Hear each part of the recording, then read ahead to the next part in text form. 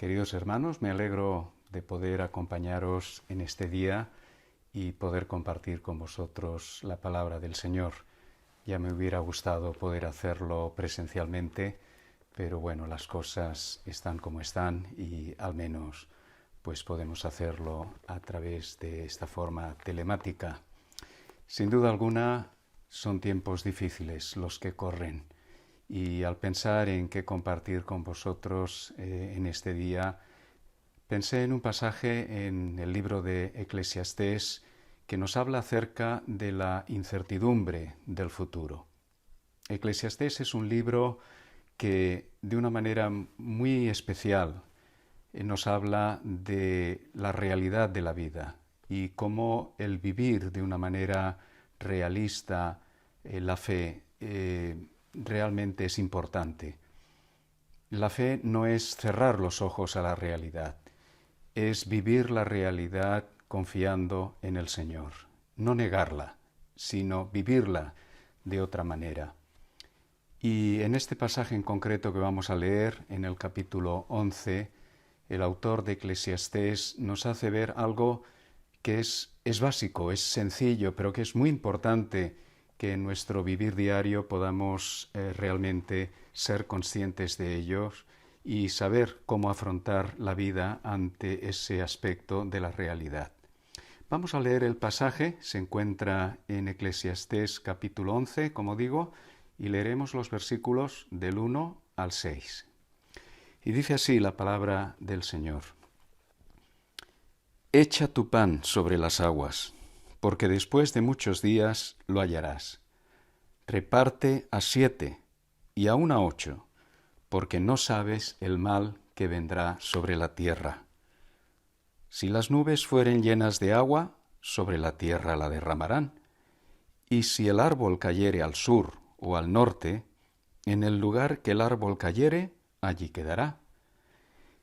El que al viento observa, no sembrará, y el que mira a las nubes, no segará. Como tú no sabes cuál es el camino del viento, o cómo crecen los huesos en el vientre de la mujer encinta, así ignoras la obra de Dios, el cual hace todas las cosas. Por la mañana siembra tu semilla, y a la tarde no dejes reposar tu mano, porque no sabes cuál es lo mejor, si esto o aquello, o si lo uno y lo otro es igualmente bueno. Hay algo que nos llama la atención en este pasaje. 3 veces se repite la expresión no sabes.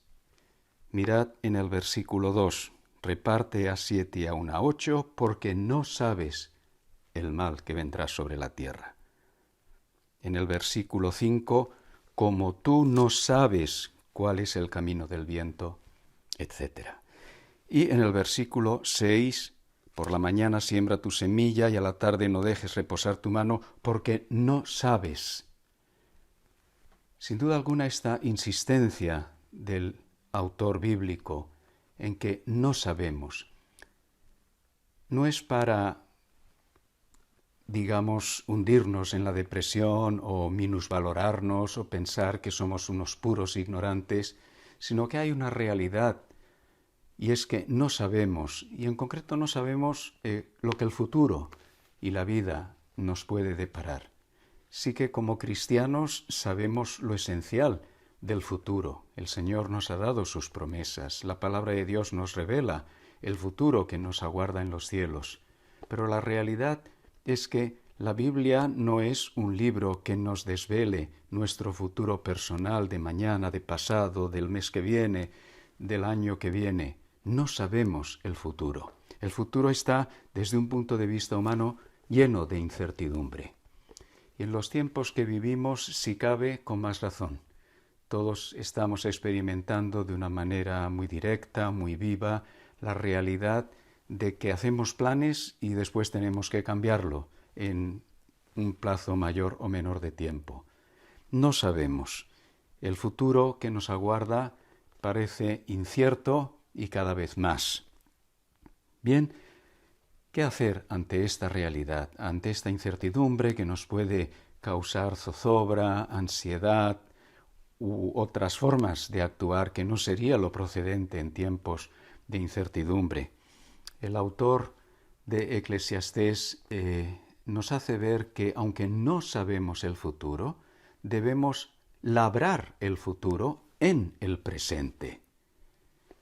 Y esto es algo muy importante, porque lo que vivimos en el día a día es el presente. Y dependiendo de cómo afrontemos ese día a día, estaremos preparando de una mejor manera el futuro que nos pudiera aguardar con todas sus incertidumbres, con todas sus sorpresas. ¿Qué nos enseña en concreto este pasaje? Yo quisiera llamar vuestra atención a esos 3 no sabes a los que hemos hecho alusión, que nos van a servir para estructurar el mensaje, porque cada uno de ellos está relacionado con la alerta a una posible actitud errónea ante esa incertidumbre del futuro y también apuntar a lo que sería la actitud y el proceder adecuado frente a esa incertidumbre del futuro.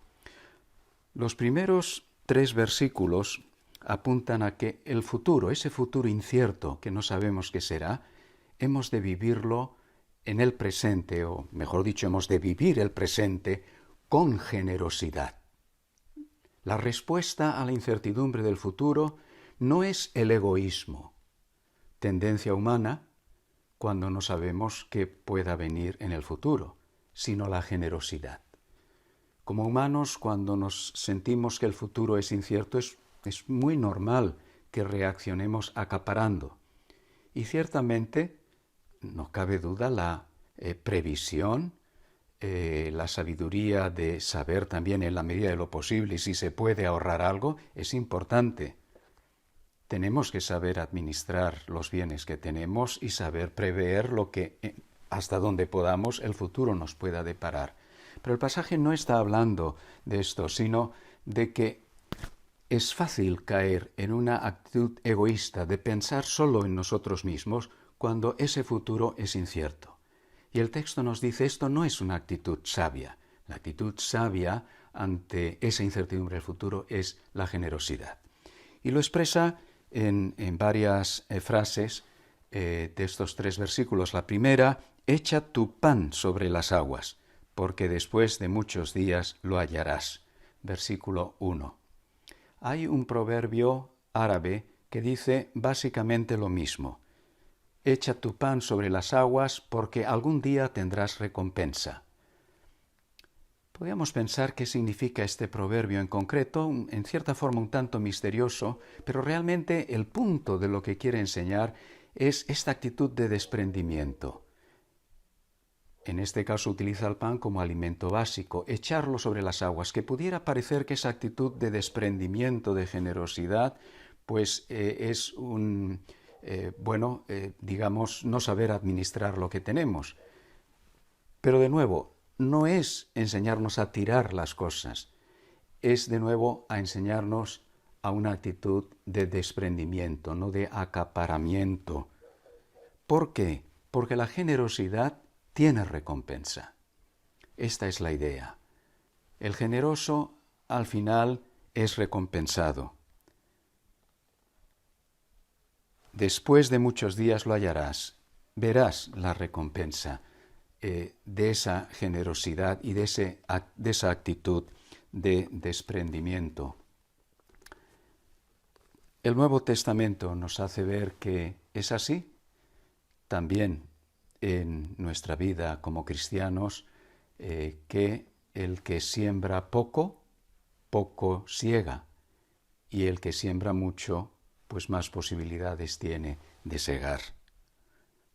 Ahora bien, el versículo siguiente, que nos va a hacer ver que incluso debe ser una generosidad alta, también debe ser sabia. Debemos saber distribuir lo que tenemos. Reparte a 7 y aún a 8. Es una forma hebraica de hablar para decir, cuando pienses que has llegado ya al tope de lo que debes hacer, incluso haz algo más. Si has llegado al 7, incluso al 8. Reparte a 7 y aún a 8, porque no sabes el mal que vendrá sobre la tierra. en un sentido es una forma de inversión. La generosidad, el invertir en los demás, pues es también una forma de invertir de cara al futuro, ya que no sabes lo que puede venir y lo que puede ocurrir sobre la tierra. El egoísta al final se queda aislado. El generoso por lo menos tiene la posibilidad de que pudiera haber también en el futuro, cuando tú lo necesitas, una ayuda de parte de otros. Y esta idea de repartir entre varios, podríamos decir, es una enseñanza a saber repartir también los riesgos. Esto es una lección pues, que se enseña en el mundo empresarial, de no poner todo en una misma canasta, o como se dice en una expresión popular, no pongas todos los huevos en la misma canasta, no sea que la canasta se te caiga y se rompan todos. No, mejor repartir. La idea es reducir riesgos. En la vida no podemos eliminar los riesgos que el futuro nos pueda deparar, pero una actitud sabia, de generosidad y sabiamente repartir lo que esa generosidad quiere dar es importante, porque no sabes lo que ha de venir.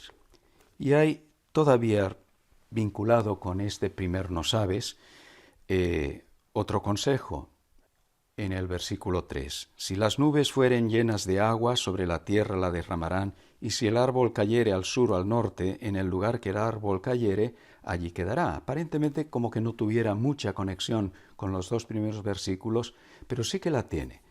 Porque lo que este texto nos quiere hacer ver es que, por muy previsores que nosotros seamos, hay que tener algo en cuenta, que hay cosas que se nos escapan de las manos, que no podemos controlar. Esta es la idea de las nubes que son llenas de agua y que en un momento dado la descargan, es la imagen de la tormenta inesperada que viene. Y así es en la vida. Podemos estar viviendo más o menos tranquilamente, pero en cualquier momento puede surgir una enfermedad, puede haber un vuelco en la economía y perder nuestro puesto de trabajo, o cualquier otro asunto serio y grave que se cruce en nuestra vida. De la misma forma que no podemos detener una tormenta porque se escapa de nuestro control, tenemos que vivir, y lo sabemos, pero tenemos que ser conscientes de ello, que hay cosas que realmente no podemos controlar. En ese sentido, previsión sí, pero previsión teniendo en cuenta que no todo lo podemos controlar. Por lo tanto, sé generoso, es la lección. La imagen segunda de este versículo 3 va en la misma línea, el árbol que cae y donde cae cayó, es decir, no se trata de talar un árbol, sino del proceso natural de caída de un árbol en un bosque que no controlamos, ¿no? Estas situaciones de para dónde va a caer la situación en la vida y esta situación que se me presente, pues no siempre yo lo puedo controlar. Bien, ante todo ello, ante el hecho de esta incertidumbre, lo mejor es ser generosos, porque la generosidad al final es una especie de boomerang que a la larga, en esta incertidumbre del futuro, mejor ser generosos que ser tacaños.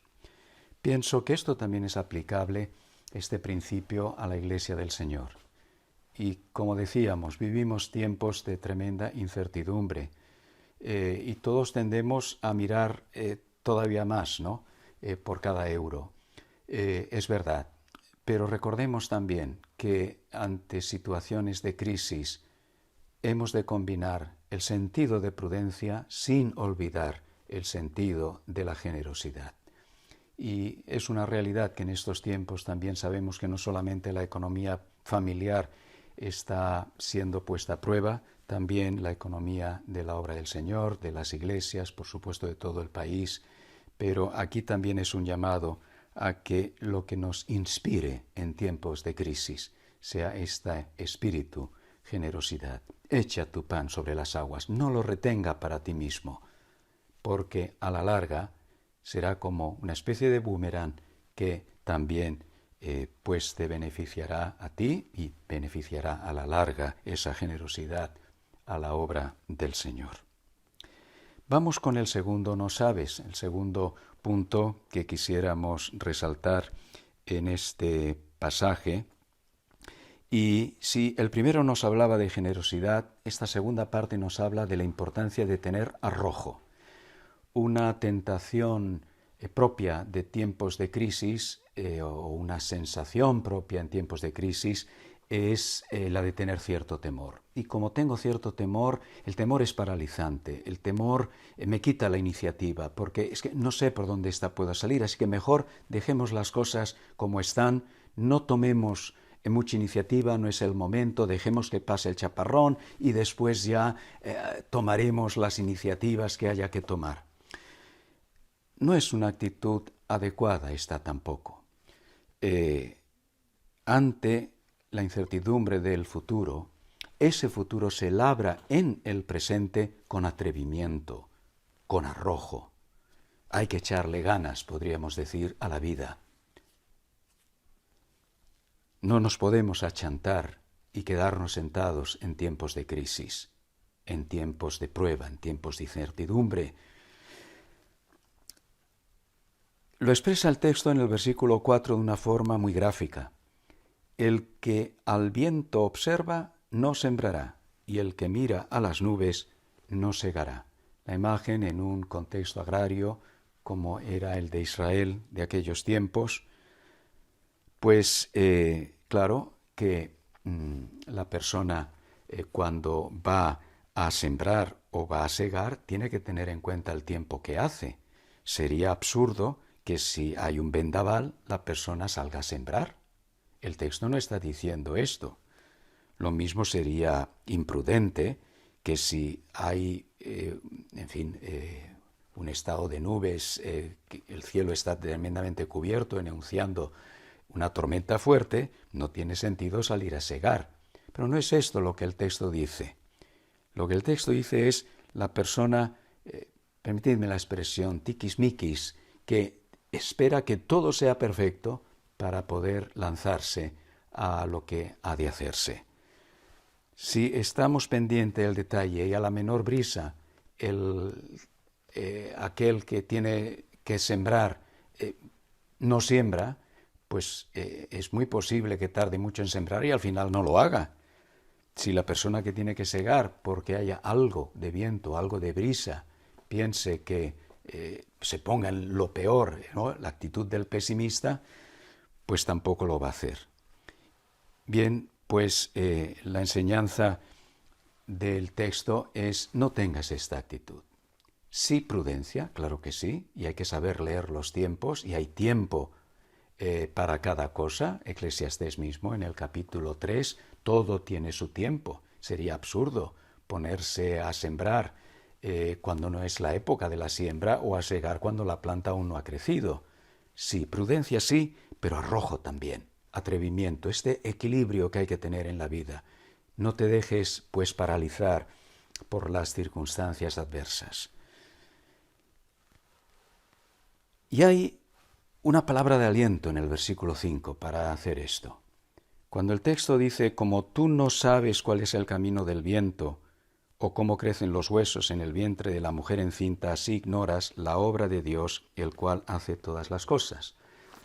Hoy día tenemos elementos y instrumentos en el mundo de la meteorología para poder, con bastante precisión, saber por dónde van a venir los vientos mañana, y cuando vemos el tiempo en las noticias, pues ahí una parte suele indicar de dónde van a soplar los vientos, la intensidad, si va a llover o no va a llover. En aquellos tiempos la gente se guiaba mucho por las propias señales del mundo natural y quizás con más acierto a veces que hoy día, pero indudablemente la precisión de la ciencia y de los instrumentos hoy día no son los que había entonces, o los de entonces no son los que hay hoy día.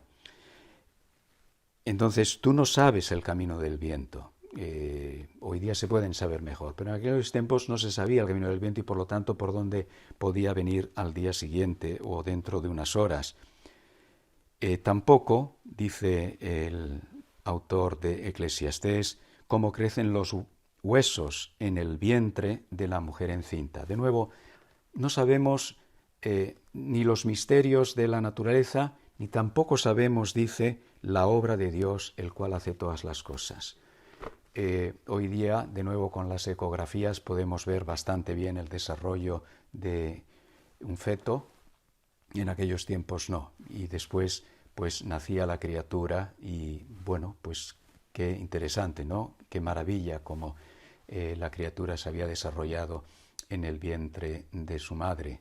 Pero hace la comparación en el sentido de que, de la misma forma que ese desarrollo del feto en el vientre de la madre, aunque no se vea con los ojos, está ocurriendo y un día la criatura nacerá, hay un obrar de Dios en nuestra vida, en su iglesia, en este mundo, y no conocemos bien sus caminos. Hay, pues, una parte misteriosa, parte que incluye también el sufrimiento, por cierto, en la vida, pero no lo entendemos, ni tenemos que intentar explicarlo, ni dar muchas razones. Mejor aceptar nuestra ignorancia. No sabemos.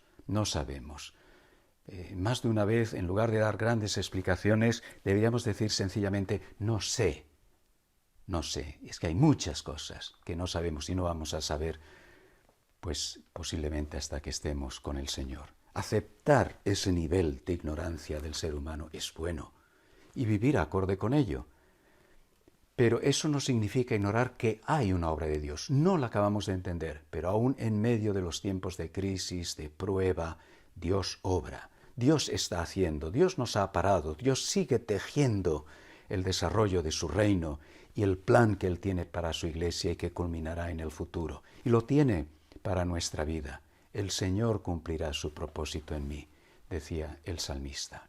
Y con esta perspectiva ganamos arrojo en la vida, porque sabemos que, pues hay muchas incertidumbres, no sabemos por dónde las cosas al final puedan devenir, pero Dios obra, Dios está en medio de nuestra vida y de lo que ocurre. Entonces esto nos da la valentía, el arrojo. La mejor fuente para la valentía en la vida es confiar en la providencia divina y en los caminos misteriosos de Dios que no sabemos. Por último, el versículo 6 contiene, pues, también el último, no sabes. Y en este texto se nos va a enseñar que la respuesta ante estas situaciones de incertidumbres acerca del futuro, y particularmente situaciones de crisis, tenemos que labrar el presente, y tenemos que labrar el presente con laboriosidad, con trabajo. Porque el peligro de esa incertidumbre que el futuro nos depara es la pereza. Podemos caer en cierta pereza. Ir dejando de hacer lo que sí pudiéramos hacer y lo que tendríamos que hacer. Texto, versículo 6, por la mañana siembra tu semilla y a la tarde no dejes reposar tu mano, porque no sabes cuál es lo mejor, si esto o aquello, o si lo uno y lo otro es igualmente bueno. La primera invitación es a trabajar y trabajar mucho, no ser perezosos. Por la mañana siembra y por la tarde no dejes reposar tu mano. Ahora tenemos que entender también este proverbio en el contexto global, claro, de la palabra de Dios, porque los proverbios quieren enfatizar algún aspecto, pero tenemos, digamos, que equilibrarlo en el contexto general. Porque si leemos solo estas palabras entendiendo que hay que trabajar mañana, tarde y noche, entonces caeríamos en el peligro de ser, vamos a decir, esclavos del trabajo. Hay una expresión en inglés que el equivalente sería decir que pudiéramos caer en ser trabajólicos, o sea, adictos al trabajo. Y hay gente adicta al trabajo. Lamentablemente hay mucha gente que no tiene trabajo y quisiera tenerlo. Esto es durísimo, esto es terrible y sabemos la situación que vivimos en nuestro país. Pero también es verdad que hay gente que tiene cierta adicción al trabajo y a veces adicción al trabajo para olvidar otras cosas. Recuerdo un amigo que tenía problemas serios en su matrimonio, acabó divorciándose y pasaba horas en su oficina. No tenía por qué. No le exigían estar tantas horas en la oficina delante del ordenador. Pero en algún momento confesó que se quedaba en la oficina trabajando para no ir a su casa y enfrentar la realidad de su problema matrimonial. Así que incluso puede ocurrir que el trabajo, la adicción al trabajo, tenga razones fundadas en otra problemática que se está viviendo. No, la invitación de la palabra de Dios no es a ser trabajólicos, ni una adicción al trabajo. Lo que nos está la palabra de Dios exhortando es que ante esa incertidumbre que el futuro nos puede brindar, no caigamos en la pereza, no nos crucemos de brazo. Claro, podemos pensar, bueno, ¿quién sabe lo que pasará? ¿Qué resultado pueda dar esto en el contexto en el que estamos viviendo y con las circunstancias que estamos viviendo? Sí, el texto continúa diciendo, porque no sabes cuál es lo mejor, si esto o aquello, o si lo uno y lo otro es igualmente bueno. Se refiere el texto a que no podemos asegurar el resultado de nuestra labranza. Pudiera ser que trabajemos mucho y recojamos poco, o que pudiera ser al contrario, que sin trabajar tanto, a lo mejor hay buena cosecha aquel año. Cualquier agricultor sabe que esto pudiera ocurrir, pero también sabe una cosa, que si no siembra, no siega. ¿Cuál es entonces, ante esa incertidumbre, la respuesta? Hay que sembrar. Porque si no sembramos, no segamos. Ahora, tengamos en cuenta, y es verdad, en ese realismo de la vida, que pudiera ser que trabajemos y trabajemos duro y el resultado no sea el apetecible. Nosotros como creyentes tenemos que tener en cuenta esta realidad también. Nos ocurre en la vida, en nuestro trabajo secular o ministerial. Podemos esforzarnos mucho en la empresa con la que trabajamos y así algún día puede que nos despidan. O en el ministerio, en la iglesia, donde puede haber mucho trabajo y a veces como muy poco fruto. Es cierto. Pero la palabra de Dios nos llama a la siembra y en su momento y en su día también a la siega. La incertidumbre del futuro no nos debe dejar parados, ni caer en una actitud de pereza. Quizás hay cosas que no se puedan hacer, es verdad, porque las limitaciones, pues en el mismo contexto en el que estamos viviendo, hay cosas que no se pueden hacer, como es general así en la vida. Hay cosas que se escapan de nuestras manos y que no podemos hacer, pero el llamado es a la laboriosidad, a trabajar. Nosotros, como creyentes, tenemos una gran promesa. Nuestro trabajo en el Señor no es en vano. Y nuestro trabajo en el Señor no es solamente el trabajo que hacemos vinculado directamente con el ministerio en la Iglesia, es toda nuestra vida. Es cómo vivimos el día a día, es cómo actuamos en nuestra profesión o en nuestro trabajo secular. Eso también hemos de hacerlo en la medida de lo posible en el Señor, vinculados al Señor, en comunión con Él, buscando su gloria, buscando el testimonio como cristianos en lo que estamos desarrollando. Y Dios obrará a través de ello, a través de ese testimonio, y habrá el fruto que haya de ser. Pero en ese sentido nuestra preocupación no debe ser si habrá más o menos fruto, aunque nos gustaría a todos que hubiera mucho fruto. Y a lo mejor cuando llegue y no lo veamos como quisiéramos, nos pueda desanimar. Pero al mirar al futuro no sabemos cómo será. Entonces hemos de labrar ese futuro en el presente. Y lo que Dios nos llama es a ser gente laboriosa, gente que sabe emplear bien su tiempo. Así que, ya a modo de conclusión, ¿cómo afrontamos estos tiempos de crisis que estamos viviendo? Pues ante la tentación del egoísmo que la incertidumbre del futuro nos pueda deparar, seamos generosos, lo máximo posible, porque la generosidad tiene su recompensa. Ante el temor que esa incertidumbre nos puede traer, que al mismo tiempo nos puede paralizar, pues no nos dejemos paralizar, seamos diligentes, tengamos arrojo, echémosle atrevimiento a la vida confiando en el Señor, porque Él está obrando, Él está trabajando a veces detrás de esta escena de todo lo que vemos y en nuestra propia vida. Y por último, pues ante la tentación de la pereza y de pararnos, no dejemos que una crisis como esta nos pare, nos haga perezosos, sino que seamos laboriosos, diligentes y hagamos todo lo que podamos hacer en nuestra vida personal, en el servicio a la Iglesia, a la obra del Señor.